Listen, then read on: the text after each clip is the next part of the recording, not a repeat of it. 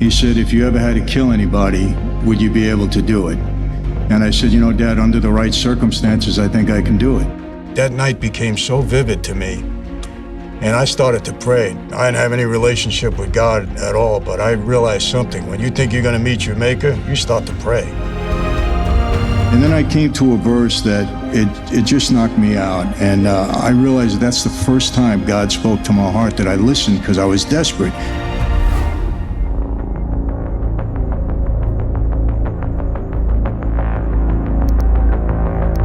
Well, Michael was a member of the Colombo crime family. Are there 5 crime families, or were there 5 crime families? Well, there still are 5 in New York. Okay. And there's normally like 9 around the country. So it's like Colombo, Lucchese, Genovese, Bonanno, and Gambino. Yes. And you were in the Colombo crime family. Yes. So this is what we would often call the mafia, but really the better term is La Cosa Nostra. La Cosa Nostra, and it's kind of the American version of the mafia. It means this thing of ours, and it's similar to the mafia in Italy, but if you're a made member of the mafia in Italy, you're not automatically made here in America, and vice versa. But so you were effectively raised in a mafia family. Your father, Sonny Franzese, was what they call an enforcer. What is an enforcer in the mob?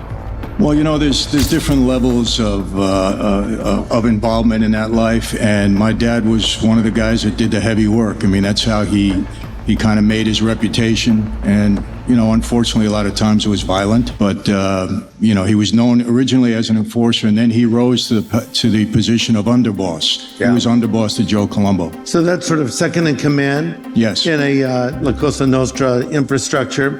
And he actually has been a part of what you call this life of ours, right? Yes. For 65 years. Right. So you were kind of moving up the ranks.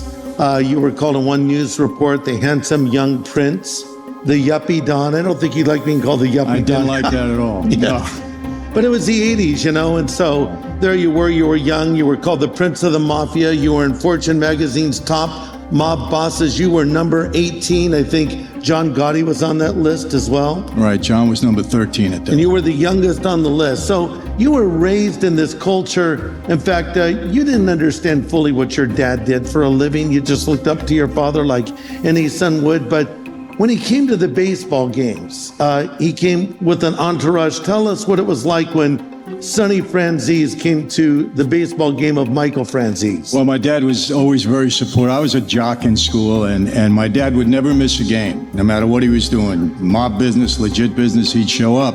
And baseball was really my sport, so this happened so often. I'd be playing baseball, I'd be up to bat, and I would look at a corner of my eye, here comes Dad. He'd always drive up in a big black Cadillac or a black Lincoln, that's the car he drove, and he'd always come late, so he never went into the parking lot. He'd always pull right up to the field. Right. And, you know, he gets out of the car, always dressed sharp in a suit. My dad would never dress any other way, always had 5 or 6 guys with him.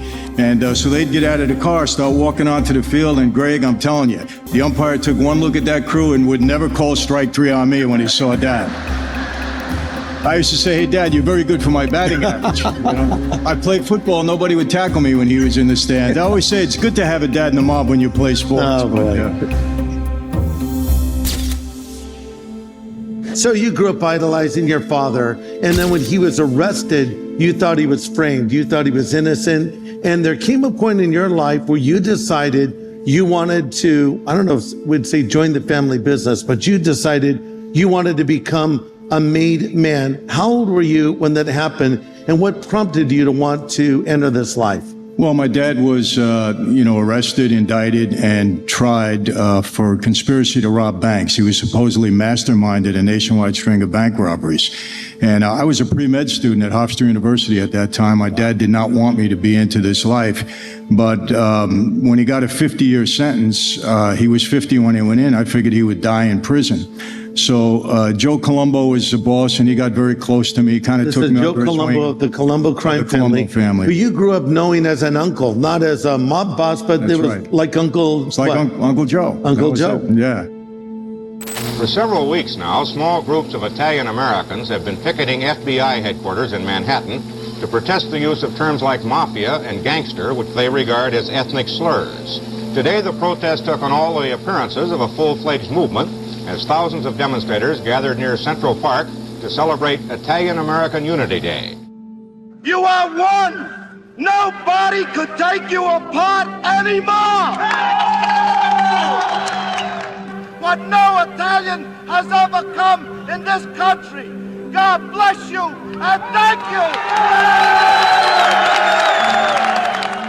Explain what you do for a living, as if I had never met you. Well, I'm a real estate salesman, and I own a piece of a funeral home, and that wasn't meant to be so funny. So he kind of took me under his wing when Dad went away, and I was very influenced by a lot of the guys.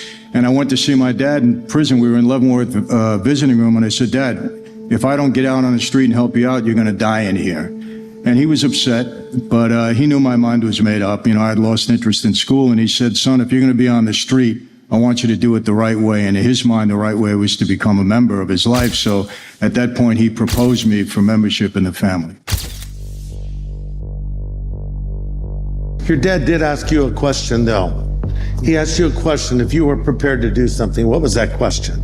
Well, it was funny because, Greg, in that life, you're not supposed to talk about the life to anybody outside of that life. And my dad wouldn't violate that policy even with me. He just asked me one question, and it kind of surprised me. He said, if you ever had to kill anybody, would you be able to do it? And I never had that question proposed to me, but I thought about it for a minute. And I said, Dad, under the right circumstances, I think I can do it.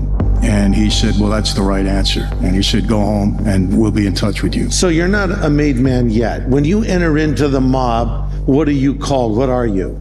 You're a recruit. You're a recruit, right. But you're doing their business. They say do this and you do this, and that's the way you make your way up to becoming a good fella or a made man, correct? Well, when I was told after that meeting with my dad, they sent for me and I met with the acting boss because Joe Colombo had been shot and he eventually died from the wounds. I was going to ask you about that. So Joe Colombo, who you knew as Uncle Joe, is at a big rally in New York City, right? Right. And he's speaking and he's hit. There's a hit put on him. It was probably ordered or allowed by some of the other bosses or from the other families. Well, they were upset with the fact that he was out there so much, publicly with this Italian-American Civil Rights League that he was doing, and everybody kind of turned on him and he got shot. He went too public. Exactly. And they like to kind of operate under the radar a little bit, don't they? Colombo has been in a coma since he was shot 2 weeks ago. His followers are becoming increasingly concerned. ABC's David Snell learned that, to them at least, Colombo is something of a folk hero. Do you think that Joe Colombo is something of a hero in the community, is he? Yeah, I could say that, Just helping the kids around the neighborhood and stuff, keep them out of the streets most of the time. We just had a big blood drive here just 3 weeks ago. Just in this local community, we raised over 100 pints for the Leukemia Foundation. Magnificent. These kids just come off the street, organized baseball. He's done more for the Italian people than anyone else in New York City. There were only 3 flower-filled cars. The casket didn't look to be overly expensive, and no major recognizable organized crime figures came to pay their last respects to the dapper Don who headed the family. Now Colombo's been shot, and you have moved forward, and the day comes for you to become a made man. Now, the ceremony that you go through is really strange, and I think even Christians would be fascinated by a phrase that they use. You go into a room, and what happens, and this is in your new film called God the Father. So what happens when you become officially a made man? What's the ceremony? Well, after about 18 months, when you have to prove yourself worthy, and in their eyes, I did that. And it was Halloween night, 1975, when myself and 5 other guys were called into a room. And that night, we all took an oath and became made members.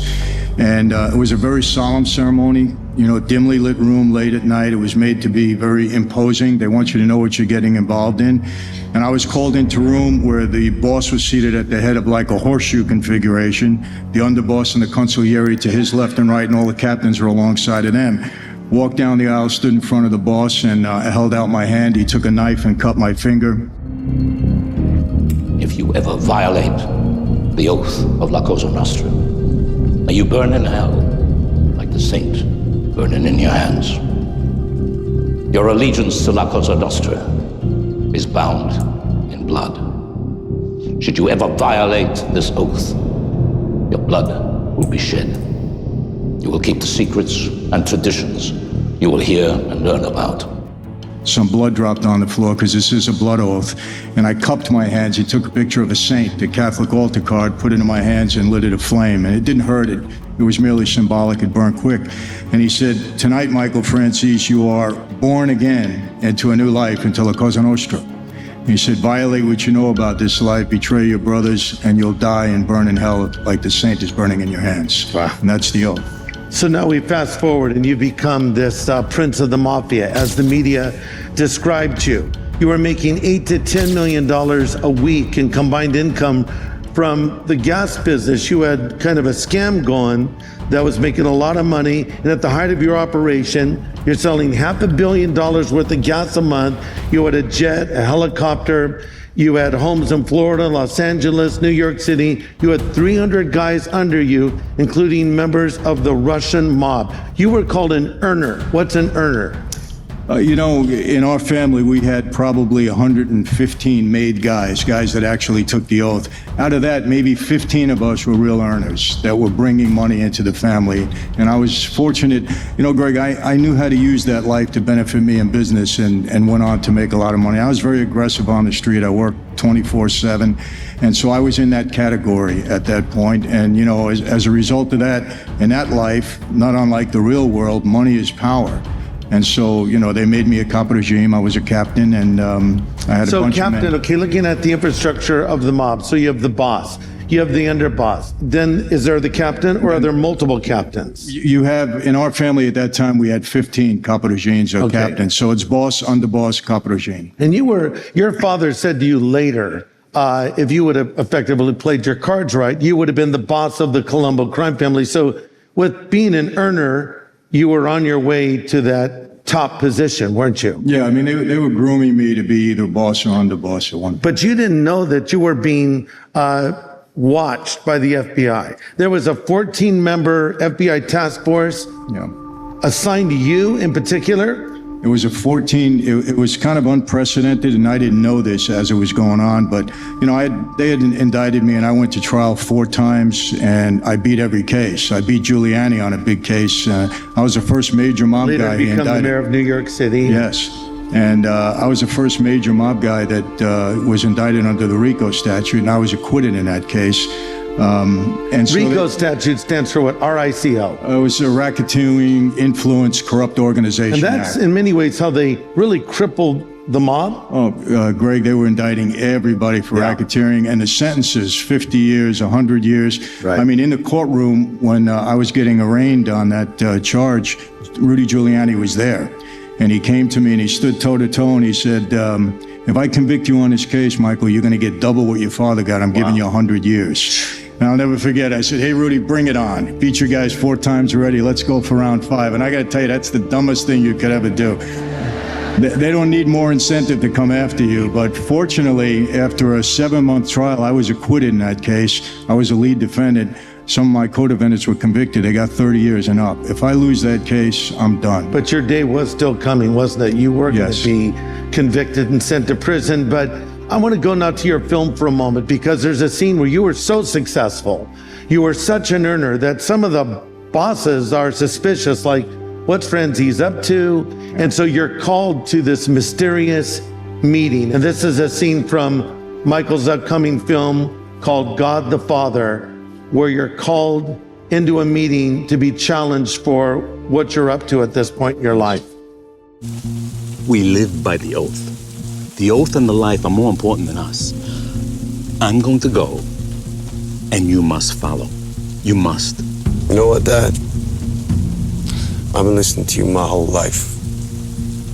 Now I'm gonna go. But I want you to know I don't like it, and I don't like it one little bit.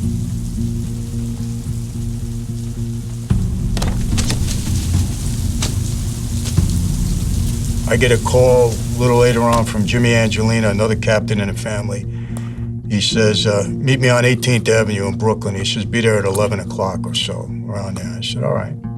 I drive in from Long Island, and I meet him on 18th Avenue in his spot that we had designated. And he said, park your car, drive with me.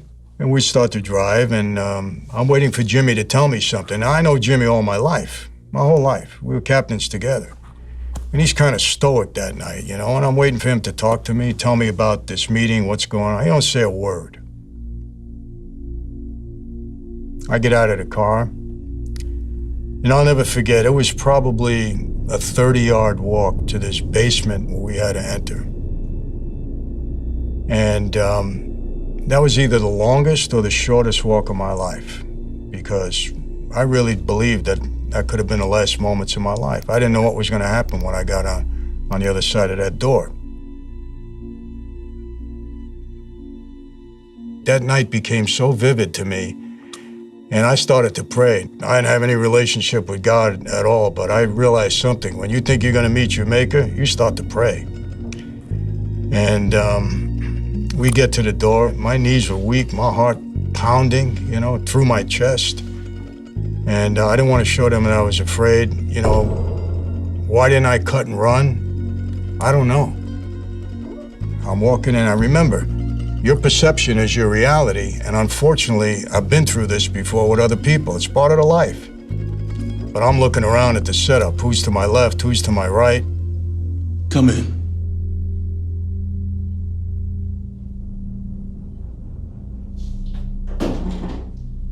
Sit down.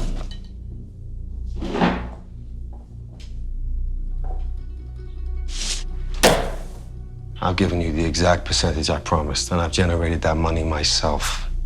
And I've shared it very generously. Now, how is it when the press say something about you guys? It's a lie. When they say something about me, it's true. Come on. Not according to your father. You should have never got my father involved in this. He doesn't know my operation. I protected him for his own good.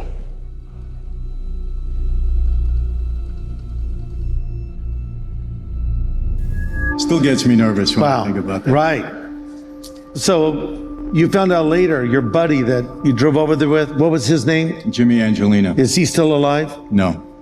A lot of these guys are no longer still alive, are they? You know, Greg, one of the unfortunate parts about that life is that you're in trouble, you don't really know it. Your best friend walks you into a room, you don't walk out again. And unfortunately, you know, I've seen that in my life. And Jimmy Angelino, who I knew all my life, was a captain with me. About 3 years after I had this incident, they walked him into a room and he never walked out again. Yeah. So you found out later that your father didn't do you any favors in that room, because he went and met with the guys before you did, correct? Yeah. He didn't do you any favors. So this is where effectively you realize your father had let you down. And then a little bit later, your father put a contract out on you to have you killed. He went along with it, yes. So you find out your father has betrayed you, but yet God allowed this, because through the betrayal of your earthly father, who you idolized, it caused you to realize you needed help, and it turned you to your Father in heaven who loved you, who you committed your life to when you were in prison, correct? Yeah, you know, Greg, it's amazing how God works. And obviously now, ever since I accepted the Lord and my faith in the last 20 years, I realized that we go through this process. And I idolized my dad, and I was so much a product of that life that this incident happened really before I came to Christ. But I know God had to use that incident to break that tie that I had with my father, because I realized if my own father can betray me, what kind of life really is this? Yeah. And but God used that incident years later to, like I said, to break that tie, and made me realize that really the only person in life we can really rely on 100%, who'll never let us down, is God. That's right. Yeah.